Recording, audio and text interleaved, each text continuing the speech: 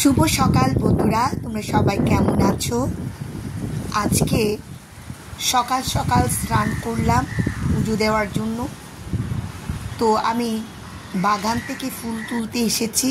এই ফুল দিয়ে প্রতিদিনই আমার ঠাকুরের পুজো দেওয়া হয়। দেখো, অপরাজিতা ফুল ফুটেছে সবুজ পাতার ফাঁকে।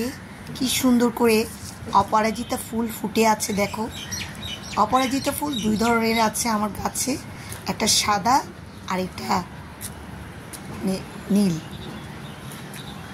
আর দেখো, জবা ফুল গাছে আজকে এক ধরনেরই ফুটেছে, লাল জবা আছে, গোলাপি আছে, অরেঞ্জ কালারও আছে। আজকে এটা ফুটেছে। আর দেখো, টকটকে কলাপতি গাছের ফুল ফুটে আছে। আর সবসময় গোলাপ ফুল তো ফুটে থাকে আমার বাগানে।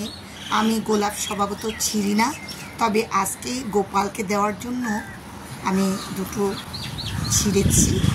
আর এটা হচ্ছে শিবের পছন্দের আকন্দ ফুল।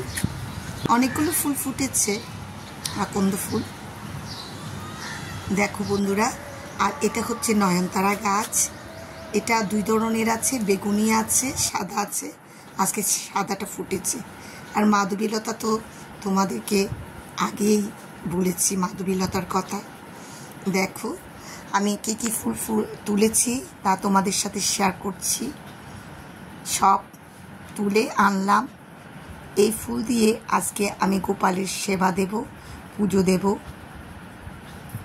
আমার বাইরে থেকে ফুল কিনে আনতে হয় না, এই ফুলেই হয়ে যায়। দেখো, আর দুটো বেলপাতা আর তুলসী এনেছি ঠাকুরকে দেওয়ার জন্য।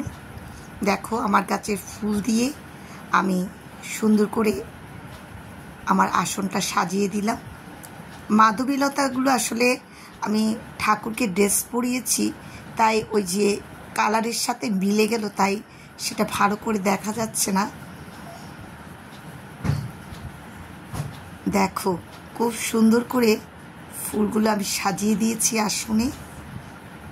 তো বন্ধুরা, তোমাদের কেমন লাগলো আমার এই বাগানের ফুল দিয়ে আসন সাজানোটা, সেটা আমাকে কমেন্টে জানাবে। আমার খুব আনন্দ লাগে নিজের কাছে ফুটানো ফুল দিয়ে ঠাকুরকে সেবা দেই।